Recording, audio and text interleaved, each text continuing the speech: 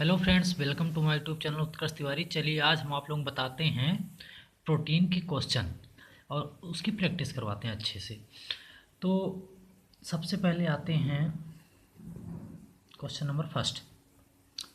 सर्वाधिक प्रोटीन की मात्रा होती है, इसमें लिखा है सर्वाधिक प्रोटीन मात्रा होती है। यूपीपीसीएस में 2008 में पूछा हुआ क्वेश्चन। ऑप्शन ए चने में, बी मटर में, सी सोयाबीन में, डी गेहूँ में। तो हम आपको बता चुके हैं, इसमें सोचने की बात ही नहीं है। प्रोटीन में बताए थे सीधे सीधे। अगर मिसेस एमएस, एम से हो जाएगा मूंगफली, एस से हो जाएगा सोयाबीन। अगर ये दोनों में सबसे ज़्यादा प्रोटीन पाई जाती है, अगर दो ऑप्शन में है तो कुछ सोचना नहीं है, सोयाबीन ऑप्शन में सीधे सीधे आंसर मार देते हैं। अगर यहाँ मूंगफली होता तब भी सोयाबीन में सबसे ज़्यादा मैं बताया था, उसके बाद मूंगफली में पाया जाता है। तो इसको ध्यान रखिएगा, मिसेस को। निम्नलिखित में से, आगे क्वेश्चन है, निम्नलिखित में से कौन सा प्रोटीन का सबसे अच्छा स्रोत है। अब देखिए यहाँ ऑप्शन देखते हैं। पहला चावल, बी मूंगफली, सी सेब, डी उपयुक्त में से कोई नहीं। तो हम बताए थे अभी, फिर इसके पहले बताए मिसेस। बार बार इसको ध्यान में रखिएगा, यही बार बार पूछता है। मूंगफली सोयाबीन सबसे ज़्यादा पूछता है। तो मूंगफली में, यहाँ सोयाबीन तो ऑप्शन है नहीं, मूंगफली मेरा आंसर हो जाएगा ऑप्शन नंबर बी। मतलब मूंगफली में सबसे ज़्यादा प्रोटीन पाई जाती है सोयाबीन के बाद। झारखंड पीसीएस 2013 में पूछा हुआ क्वेश्चन है। आगे देखते हैं। प्रोटीन एवं वसा दोनों की प्रचुरता होती है। क्वेश्चन में ये कह रहा है कि प्रोटीन और वसा दोनों मतलब अधिक मात्रा में पाए जाते हैं किसमें। तो सबसे देखते हैं यहाँ पे नारियल में ये जानिए कि सबसे ज़्यादा फैट पाया जाता है, प्रोटीन प्रचुर मात्रा में नहीं पाया जाता। ऑप्शन नंबर बी देखते हैं। इसमें प्रोटीन बता चुके हैं कि पाया जाता है, इसमें फैट भी अच्छी मात्रा में पाया जाता है। अभी आगे बताते हैं, आगे देखते हैं। ऑप्शन नंबर सी सोयाबीन में हम बता चुके हैं प्रोटीन पाया जाता है सबसे ज़्यादा, फैट पाया जाता है लेकिन बहुत कम।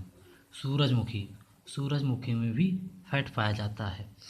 तो ये देखते हैं, ऑप्शन क्वेश्चन में पूछ रहा है प्रोटीन एवं वसा दोनों की प्रचुरता होती है, मतलब दोनों अधिक मात्रा में पाया जाता है। तो हम बता रहे हैं आपको कि सबसे ज़्यादा मूंगफली में प्रोटीन और वसा होती है। देखते हैं, दोनों प्रचुर मात्रा में पाया जाता है। मूंगफली जो होती है इनमें लगभग 25% प्रोटीन होती है, 25% प्रोटीन होती है। और लगभग इसका 2 गुना 49% फैट होता है, वसा होती है। मतलब अगर यही क्वेश्चन दोबारा पूछ ले कि इनमें से सबसे ज़्यादा फैट किस में पाया जाता है, तो मूंगफली ही कहेंगे। क्यों? क्योंकि प्रोटीन का 2 गुना। अगर ऑप्शन कुछ दूसरा दे देता है और मूंगफली दे दे, सोयाबीन दे दे, और चीज़ें दे दे, तो मूंगफली इसमें लगभग 25% और इसका लगभग 2 गुना 49% वसा पाया जाता है। तो इसको आप लोग ध्यान में रखिएगा। मूंगफली, एक बात जानिए आप लोग कि लगभग 100 ग्राम मूंगफली 1 लीटर दूध के बराबर होता है। 1 लीटर दूध के बराबर होता है। अगर आप 100 ग्राम मूंगफली का सेवन कर रहे हैं तो 1 लीटर दूध के बराबर आपको एनर्जी मिल रही है। इतना ध्यान रखिएगा आप। चलिए देखते हैं।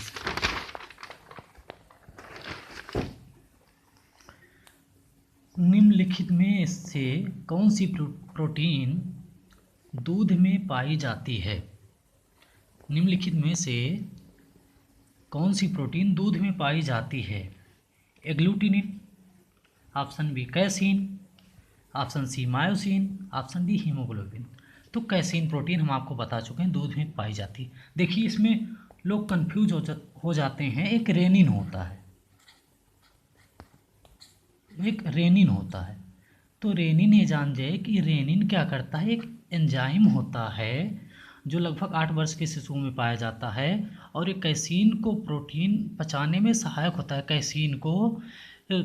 कैल्शियम पैरा कैसिनेट में तोड़ देता है। रेनिन एंजाइम होता है जो कैसीन प्रोटीन को पचाने में सहायक होता है। लोग कंफ्यूज हो जाते हैं, रेनिन प्रोटीन पाया जाता है बच्चों में कि कैसीन प्रोटीन बच्चों में दूध में रेनिन पाया जाता है, कैसीन पाया जाता है। यहाँ पे लोग रेनिन मार देते हैं, गलत कर देते हैं। रेनिन एक एंजाइम है जो कैसीन को पचाने में सहायक होता है। कैसीन को कैल्शियम पैरा कैसिनेट में तोड़ देता है। तो अगर पूछा जाए कौन सी प्रोटीन दूध में पाई जाती तो casein protein, not rennin. Rennin enzyme जो कैसीन को पचाता है। आगे देखते हैं। शरीर में ऊतकों का निर्माण होता है। हम आपको अच्छी तरीके से बता चुके हैं कि ऊतकों के मरम्मत में कौन सहायक होता है। ऑप्शन ए इसमें वसा दिया है, ऑप्शन बी कार्बोहाइड्रेट दिया है, ऑप्शन सी प्रोटीन। तो प्रोटीन हम आपको बता चुके हैं कि ऊतकों के मरम्मत में सहायक होता है, ऊतकों के निर्माण में प्रोटीन सहायक होता है। तो थोड़ा सा आगे देख लें, विटामिन सी, कोई मतलब नहीं। तो हमारा आंसर हो जाएगा प्रोटीन। ठीक, ऑप्शन नंबर सी। तो एक बार जान लेते हैं कि प्रोटीन कहाँ से बनी, प्रोटीन कहाँ से बनी और कैसे ऊतक के निर्माण में सहायक हुई। जब हम ओरिजिन ऑफ लाइफ पढ़ाएंगे, जीवन की उत्पत्ति जब पढ़ाएंगे तो हम अच्छे से बताएंगे, लेकिन ध्यान से जान लीजिए। पहले सबसे पहले जब प्रिमिटिव एटमॉस्फेयर था, पुराना एटमॉस्फेयर था, तो उसमें सिर्फ इतनी गैसेस मौजूद थीं, वार्म गैसेस। तो वार्म को जैसे व्हाट लिखते हो आप लोग, व्हाट लिखते हो, टी को काट दो, यहाँ पी एम लगा दो। ये ट्रिक है जिससे आपको आसानी से याद हो जाए। वार्म गैसेस थी, तो वार्म से हो जाएगा वाटर, यस से हो जाएगा हाइड्रोजन, ए से हो जाएगा अमोनिया, एस से हो जाएगा मीथेन। मतलब प्रिमिटिव एटमॉस्फेयर, जब पुराने ज़माने का वातावरण था, उस समय जब सबसे पहले नई नई उत्पत्ति हुई थी, तो उस समय सिर्फ इतनी गैसेस मौजूद थीं, वाटर, हाइड्रोजन, अमोनिया, मीथेन। इसका फार्मूला लिख लेते हैं, H2 hydrogen, NH3 ammonia, CH4 methane. तो यहाँ से क्या हुआ, एक साइंटिस्ट आए, ओपेरिन और हल्डेन। ओपेरिन हल्डेन बोले, AI ओपेरिन,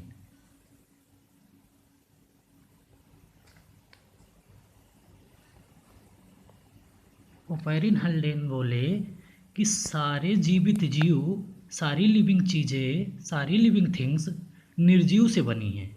सारी जीवित जीव निर्जीव से बनी, मतलब यही वाटर, हाइड्रोजन, अमोनिया, मीथेन से मिलकर बनी हुई हैं सारी चीज़ें, सारी जीवित चीज़ें, सारी जीवित चीज़ें, सारी लिविंग थिंग्स निर्जीव से बने हैं। लेकिन ये प्रूफ नहीं कर पाए। इसके बाद एक साइंटिस्ट आए, उनका नाम था यूरे एंड मिलर।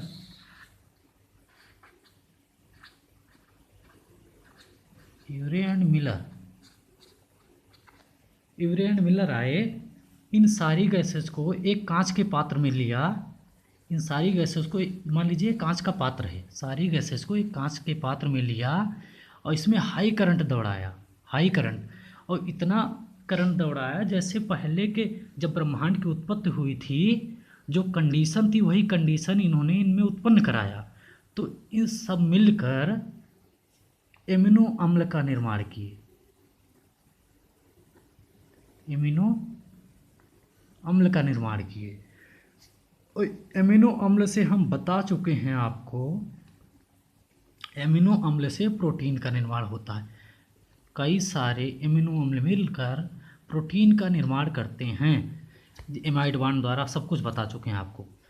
कई सारे एमिनो अम्ल मिलकर प्रोटीन, एमिनो अम्ल बना, एमिनो अम्ल से फिर प्रोटीन बना। अब प्रोटीन से, प्रोटीन बताया जाता है कि सेल की मरम्मत करता है, कोशिका की मरम्मत करता है, ऊतकों की मरम्मत करता है। इसका मतलब प्रोटीन के स्ट्रक्चर मिलकर सेल का निर्माण किए। सेल का, कोशिका जिसको बोलते हैं, कोशिका इसको बोलते हैं structural and functional unit of life, मतलब जीवन की संरचनात्मक एवं क्रियात्मक इकाई है। अर्थात कोई भी जीव बना है, कोई भी जीव, चाहे हम चाहे आप, तो कोशिका से मिलकर बना हुआ है। कोशिका से बना टिश्यू, टिश्यू मतलब ऊतक,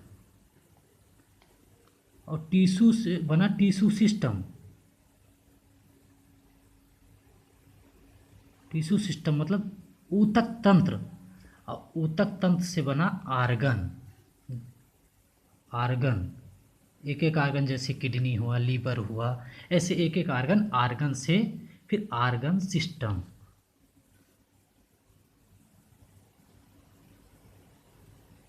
आर्गन सिस्टम मतलब अंग तंत्र, फिर जाके एक जीव का निर्माण हुआ, जैसे हम लोग खड़े हैं। मतलब इतना प्रोसेस हुआ तब जाके एक जीव का निर्माण हुआ। तो आई होप दोस्तों ये वीडियो आपको ज़रूर पसंद आई होगी। जैसा भी होगा लाइक करके कमेंट करके बताइएगा। प्लीज़ दोस्त, अगर मेरे चैनल को सब्सक्राइब नहीं किए तो प्लीज़ सब्सक्राइब करिए और ज़्यादा से ज़्यादा लोगों के पास शेयर करिए। Thank you so much.